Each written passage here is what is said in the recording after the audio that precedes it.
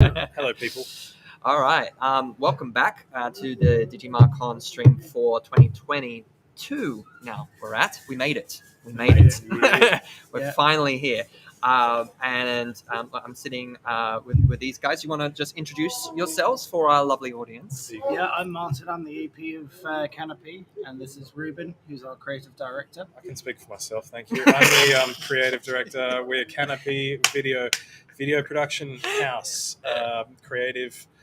So we write and shoot films for big brands generally.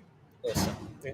That's awesome. And you guys just gave a prezzo a bit earlier about collaboration, doing effective collaboration and whatnot. Can you talk a little bit more on that? That was that was a fancy way of saying it. Our talk is really about briefs, which is a super boring topic. So we fudged the name so that people weren't turned off before we started. But frankly, the thing was our talk was about briefs because briefs are a place that we thought we could add value for viewers because they're a nightmare and they're if one thing could increase the quality of results and work that comes out of video process. Yeah, and I think for brands, the way you brief has changed a lot. But in the old days, you go to your ad agency, you do your strategy brief, and then there'd be a creative brief, and then there'd be a video production brief, and now with a place like Canopy, you kind of do that all in one, and we solve all the problems at the same time. Right. And we're thinking about the final execution as we're thinking about the strategy and the creative. Wow. Yeah. But it is something that people, as the what do you call it, the market, the landscape, has changed. What people once knew about briefing has become irrelevant or just a bit off, and so we just get weird briefs that are either too specific or not specific enough, and so our talk really was trying to help people know what in the current landscape, digital marketing wise, what is useful information for us to help clients and what isn't. Yeah, because effectively with briefs, right, the people who are giving you them don't have such a creative incline. They're not really necessarily understanding how they want things presented, how they want to get the message across, as well as like how the best approach would be for their audience, I assume, as well, is another big thing you face. Yeah, and that was one thing that we touched on in our presentation is that you often get a brief that might be, we'd like a 2-minute animation to tell this story. And we'll interrogate that.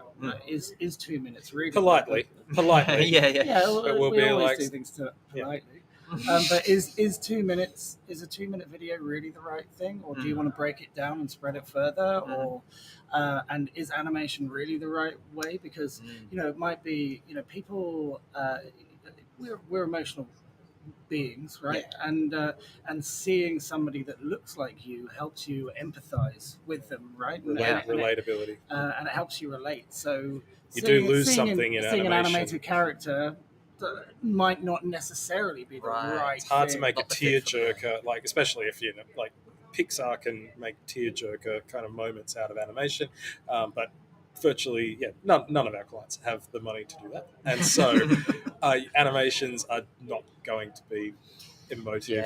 But they are very good at helping to explain complex themes and like infographics. Exactly.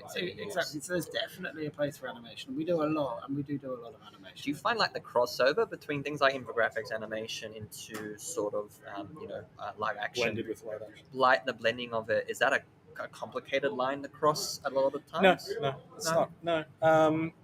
No, that doesn't.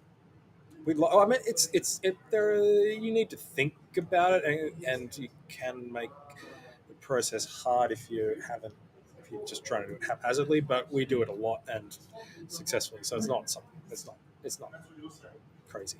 Yeah, we're actually working on a job at the moment where we're using animation within live action. So when we shoot the live action, there's going to be nothing there, but we're using the animation to depict things that will be there in the future. Houses. It was a creative solution to the problem of trying to represent something that doesn't exist. Selling houses that haven't been built, basically. That's really clever. I actually had a similar instance with a client in Melbourne who developed luxury homes, and they needed like visualizations like that through animation. And obviously, the homes weren't built, so they showed through the animation, like with people standing in front of their home being built in front of them, how that can happen. And that tells a really good story. So I guess then that was quite a memorable moment for me in terms of creating some sort of marketing content with video. What do you think, in terms of like marketers out there, what they should, if they're interacting with you, what they should keep in mind in terms of making something memorable in terms of video content? What are some key ingredients there? I would memorable equals to me either emotive, just hit you in the feels, and or funny. Both of those things are on the they're on the qualitative. It's interesting. There's it's almost a Not sponsored by Coca-Cola. Yeah, it's not a Coke ad. Who was it? The tennis player that moved it. Did they? Yeah, moved sponsors away. Good. Yeah. Yeah. Oh, clever. There's the kind of two poles that that it seems like video is just video, but there's actually two strong different approaches that are kind of mutually exclusive. One is it's very good if you want to be emotive and tell a story, and it's very good for spectacle, which could be like a huge fancy production, or it could be low budget but still, I'm thinking of like the treadmill music video, OK Go. Oh, OK Go's. Yeah. Here we go again. That one. That's a good one. That's spectacle as well, and it's not a story. It's not you don't watch it because it made you feel much, but it was highly memorable. So it's kind of and they don't cross over great, so spectacle and emotive connection are two things that are effective. Both will work. It's funny you mentioned that emotive and whatnot. I did a sort of a reactionary video as a marketer reacts to certain video content. I did that a little while ago. I was doing a series for a while, and one of them was reviewing some content that was highly emotive. One was like a video of a woman interacting in an AI world with her daughter, who she lost when she was just born. Like she was, and she basically had an AI replication of her daughter at that age that she would have been, and she interacted with her through this, this headset VR system, and it was like incredibly, But there's one of those and it was in Korean, and even so, like it translated beyond that. It was beautiful. But one of the more memorable ones from my memory that I pulled from. That I always refer to actually is that Bupa commercial, the one, the Finding a Better You. Do you remember that one where the younger versions or the more healthier versions of themselves met the less healthier versions of themselves? I don't know this one. Oh man, that was. Yeah. He probably does. I was thinking today as I dropped a hydration tablet into water just to make sure I was hydrated today of the great kind of brand repositioning from Barocco. I don't know if you remember this. There's a guy comes into the office and he has some Barocco and someone says, "Oh, big night." Yeah. Says, "No, big day." Because we always think about Barocco as being, repositioning, and that was it. I had a big day today, so I had some. Well, it wasn't Barocco. That's good. I like that. That's really clever. That's very really clever, smart marketing. because those people that have had a big night will still go for it, but those people that have a big day ahead of them will go for it too. So I like it. Yeah, bigger piece of that pie. There's also taking into account sort of like common events that are happening, so things can people relate to at the time. Like for example, like back when gay marriage was being approved, there was you probably noticed a lot of inclusive video marketing that came out to sort of personify that message. And every year at this time of year, there's piggybacking on Mardi Gras as well. Yeah, and just big culturally significant events like there's Black Lives Movement. You got to do it right though. I mean, Pepsi did the true. protest. Dangerous. It's a hard line to walk. Yeah. It's got to feel genuine. It's got to feel Exactly. authentic. And we've just had International Women's Day. Lots of brands jump on the IWD bandwagon, and there was someone created a bot that would then scrape stats of anybody that tagged any corporation that tagged International Women's Day, and then automatically give a stat on how well paid women are compared to men in that workplace, and that was genius because some some brands and some companies did well out of it, showing that a good representation of women in those workplaces. That's brilliant. That is brilliant. I like that. A lot.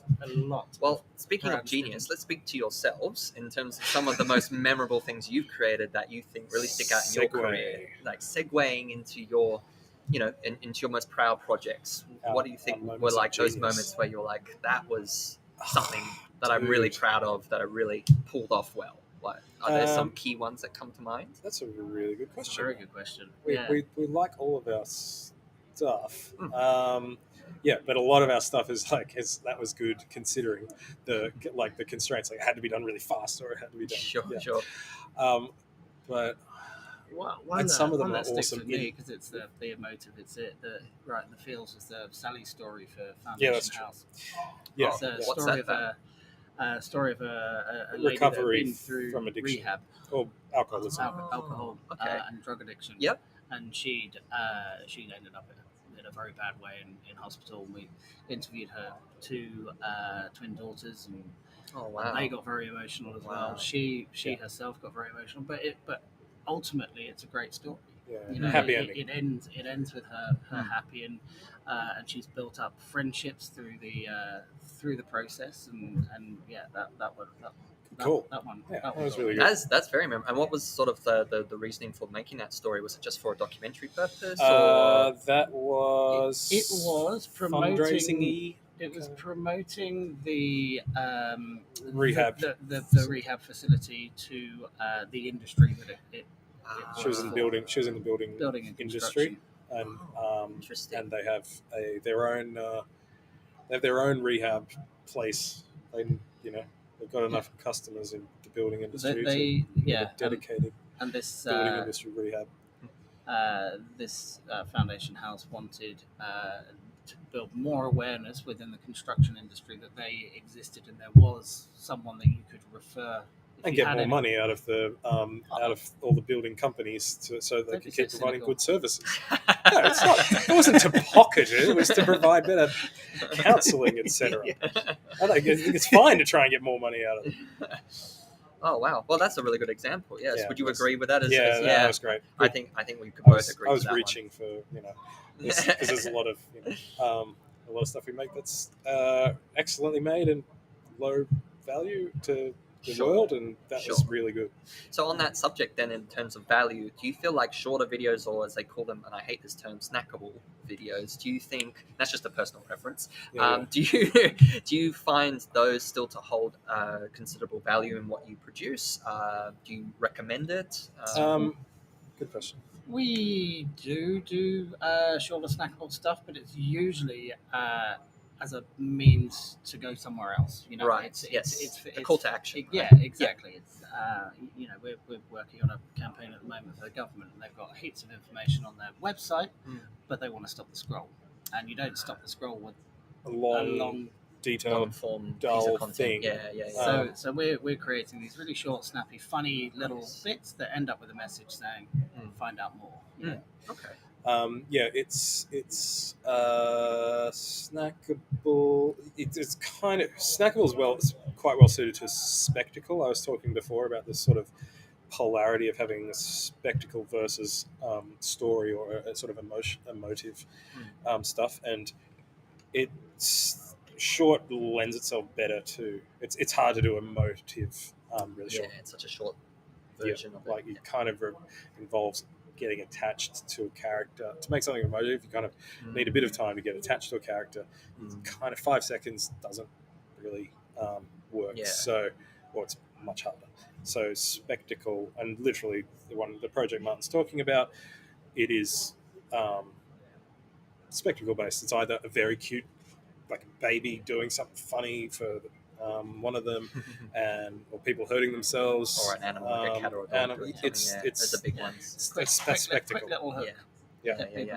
And then obviously those kinds of videos are more suitable for certain platforms, like Instagram and TikTok and all those. I mean, don't use those too much myself, but keep across them because you have to these days understand the market. But do you find yourself getting work like that where they're wanting those kind of short form contents across those platforms a lot? Yeah, although sometimes we're pushing it like well, that. on that job, they wanted these Long videos. 45-second animations, and that was one that we said, politely went back to them and said, but their brief said, we want more view. We don't have great views. We want more views. We want to stop the scroll on social and stuff. And they were suggesting to us making these very long animations. We were like, dude, people are not gonna stop scroll. They're gonna scroll straight past this. Can we suggest blah blah blah? Yes, right. So we suggested a much larger suite of shorter snackable content, and they agreed, but they also wanted to make long things they wanted the long stuff as well. So good, great, double whammy. There you everybody go. wins. Everyone wins. Exactly. It's good. No, it's good. It's good when you can land a project like that. Yeah. Awesome. Well, look, guys, thank you so much for your time. I don't want to take too much more of it. I just want to sort of end obviously promoting you guys for the remainder of DigiMarCon here. You'll be here tomorrow, day 2 as well, I assume. Well, we won't our personally. company will be We're repped by Canopy, our colleagues. Okay. But the two of us will not be. Okay. But We're- sorry for everyone who's we are- listening and missed out. We are flying up to Brisbane to film this job, the way we're going to do that animation comp to There represent you the go. things There you that go. are So you there. no rest for the wicked, as it seems. No. But no, that's Yeah. fine. And thank you so much for being here today. Thank you. But we'll obviously plug that you guys Canopy is still Just here cheers. for the remainder to come and view, check them out, talk Yeah, to yeah. these guys. They, even if these guys aren't there, the rest of the team are really nice and they know a lot of stuff. Talk to Mikey and Catherine. They're better than us. Yeah, you should get them on. Maybe they'll get them tomorrow on the next Yeah. stream. Yeah, yeah, But really appreciate your time, guys. Thanks, And, Gabe. thanks for Great hanging to out. meet you. Yeah. Great to meet you mean, both. See, All right. to you. Nice to meet you too. We met you See, this morning. meet, talk, Yeah. express. Thanks, dude.